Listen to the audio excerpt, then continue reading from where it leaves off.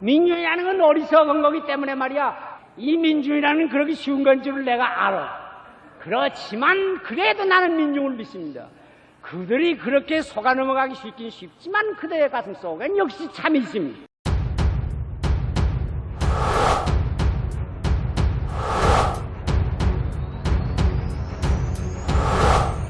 시알 함석한 그 불멸의 외침.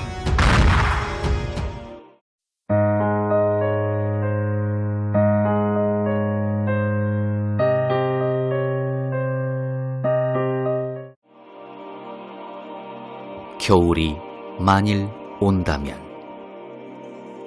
불타는 반항정신. 겨울이 만일 온다면 봄이 어찌 멀었으리요. 이것은 저 이름난 쉘리의 서풍의 노래 마지막 구절이 아닌가.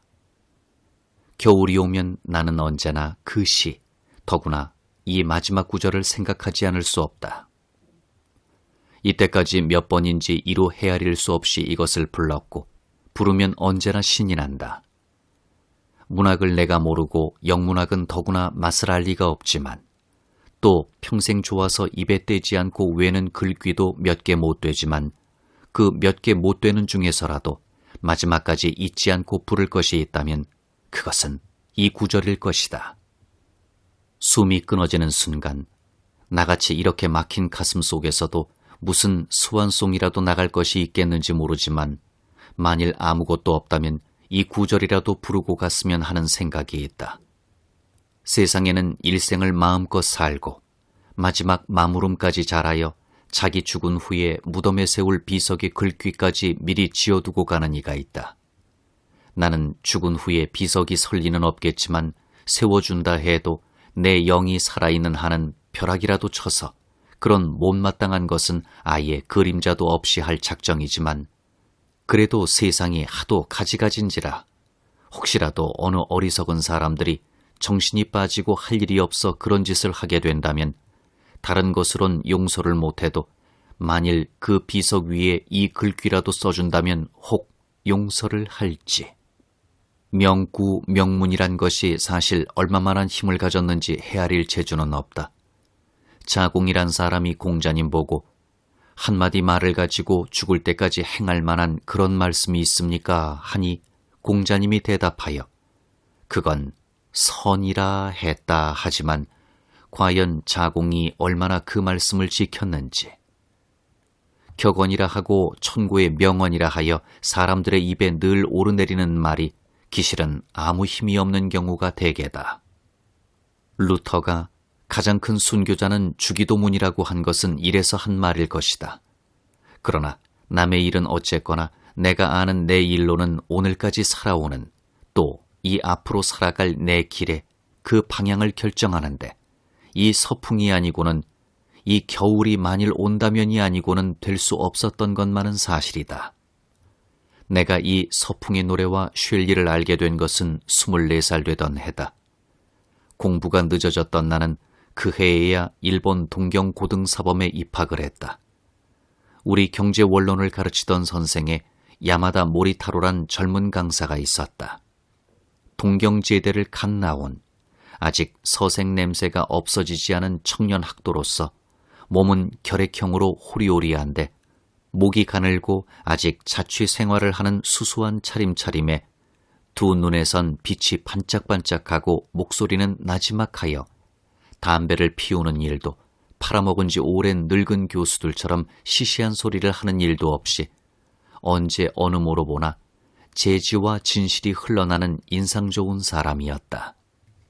그의 사상이 마르크스주의인 것은 그의 경제학에서 알았고 후일 대동아 전쟁 당시에 무슨 커다란 좌익운동을 하다가 검거됐던 것도 신문에서 보아 알았지만 그때의 그 사람으로서 그럴 것 같지도 않은 그저 온순한 사람이었는데 그가 하루는 시간을 시작하기 전에 영화 구경 갔던 이야기를 하면서 요새 If Winter Comes라는 영화가 왔는데 재미가 있으니 한번 보라는 것이었다.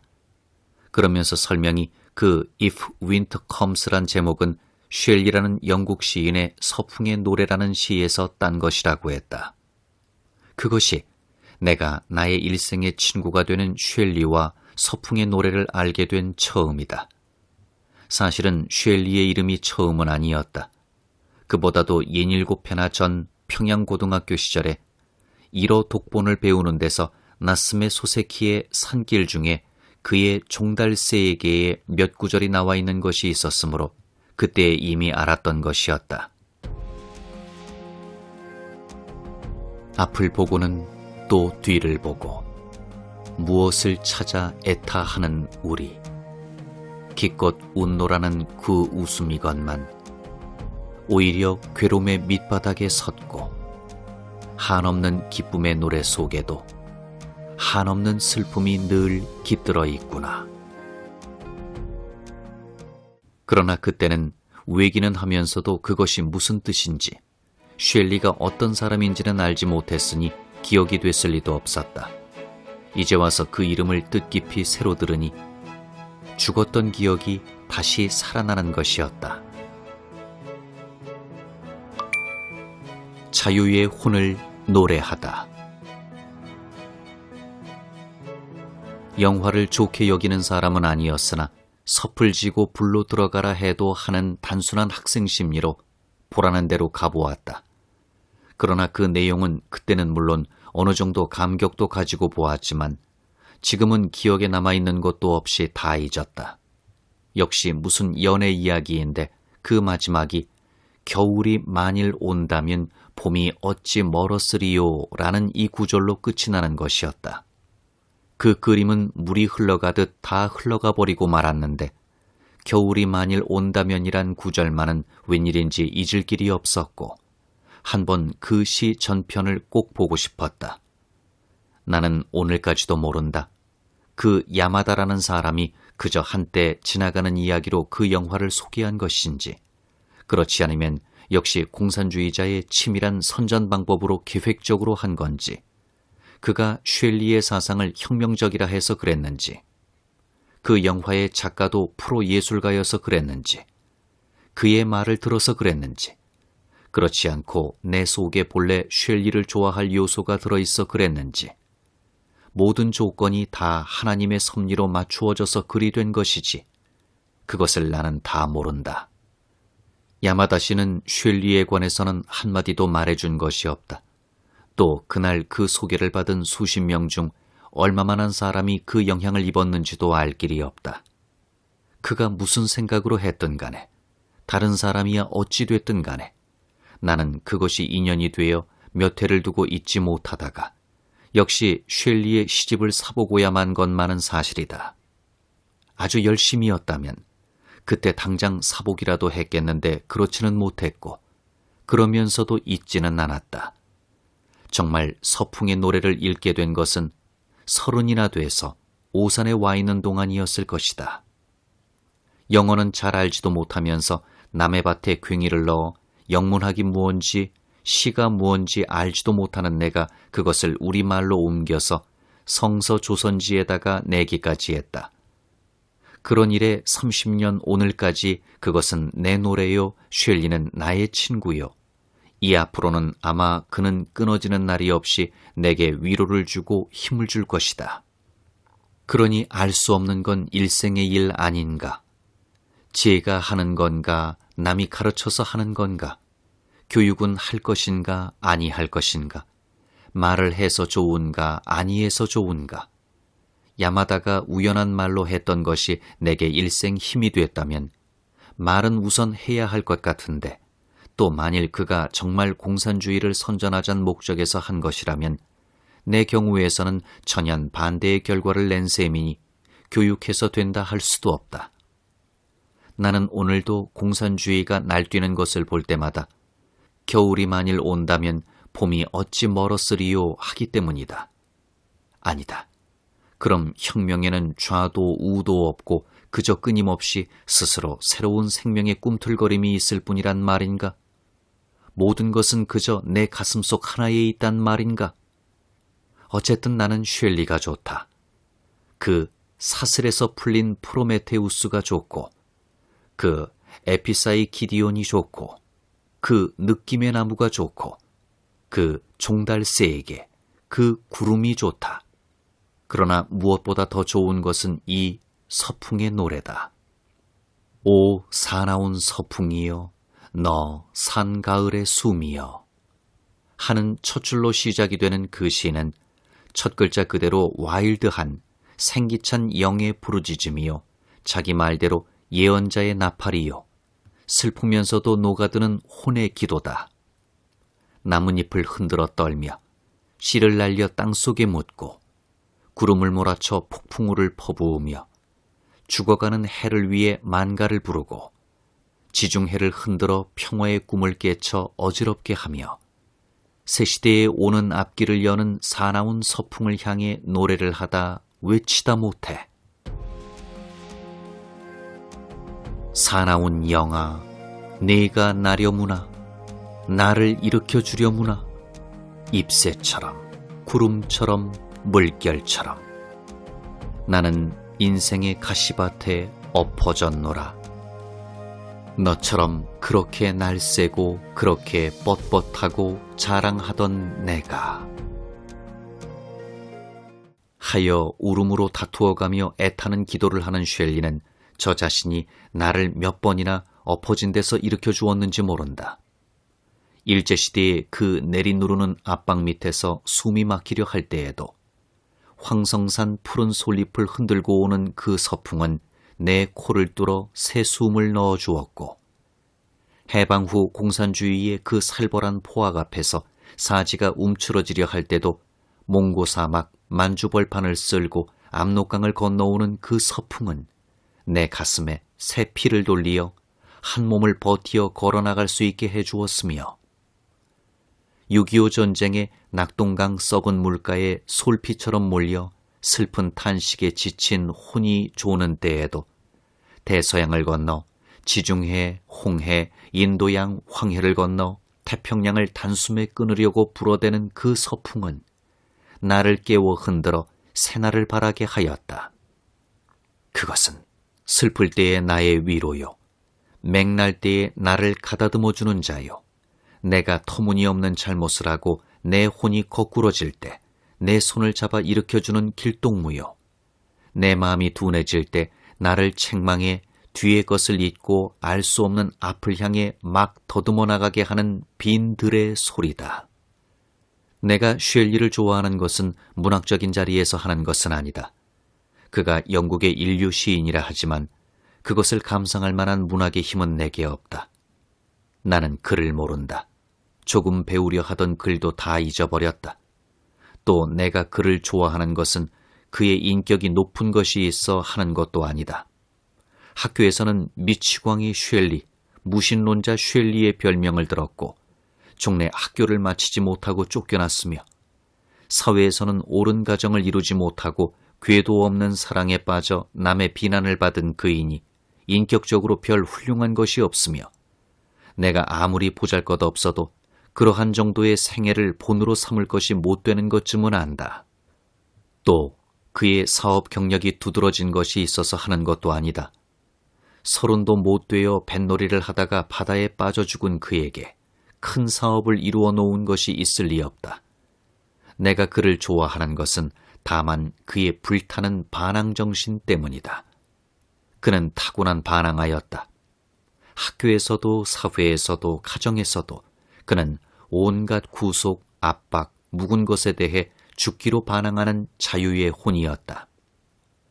서풍의 노래의 셋째 절에서 그가 불어오는 서풍에 지중해 고요한 물 위에 뜨는 옛 궁전의 꿈이 깨지고 대서양의 수평이 흔들려 깨지며 바닷속의 해조들이 생기를 잃고 떨며 길을 여는 것을 본 것은 그가 그때 바야흐로 무르익으려는 문화에서 벌써 그것을 벗어버리고 새 시대를 바라는 혼이 얼마나 사무쳤던가를 보여주는 것이다.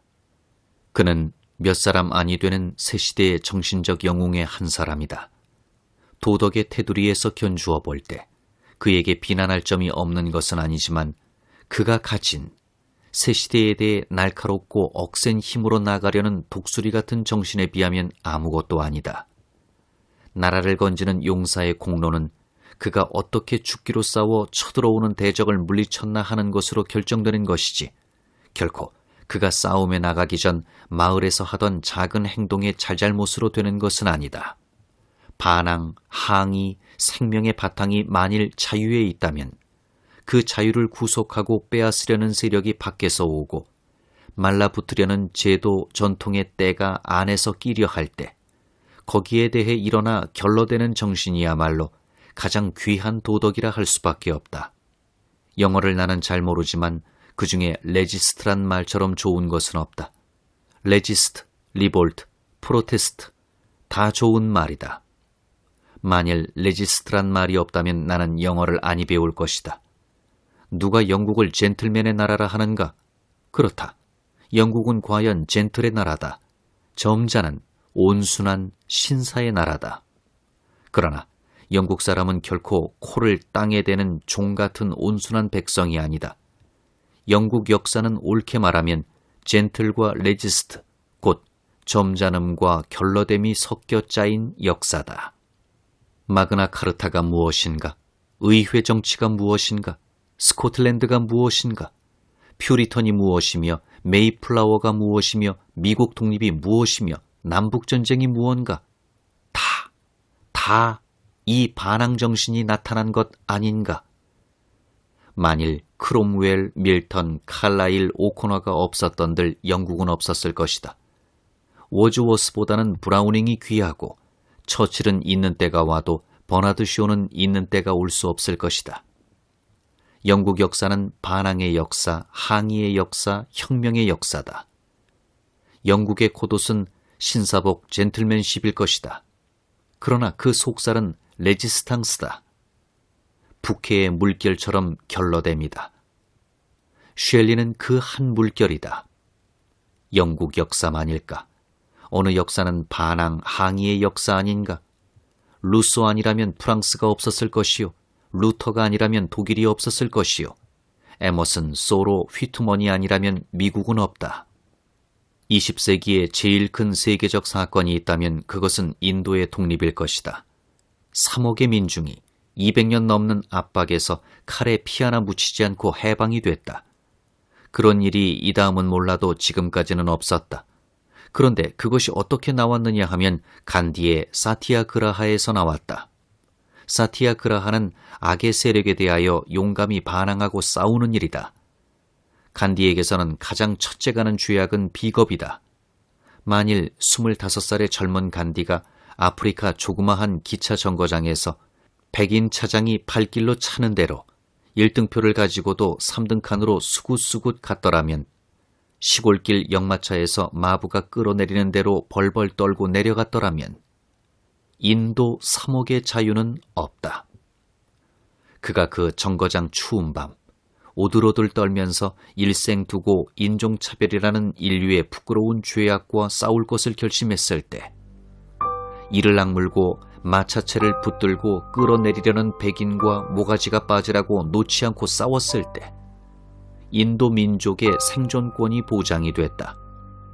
오늘도 서양 갔다 오는 사람은 다 인도 사람의 자부심이란 굉장한 것이더라 하는데 아직도 손가락으로 밑을 닦는 인도 민족으로서 그런 제로라 내버티는 정신은 간디가 만일 사로마타 바람으로 대영 제국 황제 앞에 가지 않았더라면 있을 수 없는 일이다. 간디의 눈엔 인권의 자유, 존엄이 문제지 황제니 체면이니 전통이니 그런 따위가 문제가 아니다. 간디의 눈은 참의 눈이다. 그러므로 이겼다. 참은 반항한다. 결로된다. 반항할 줄 모르는 백성은 망한다. 모르겠거든. 거울에 대해 네 꼴을 보려무나.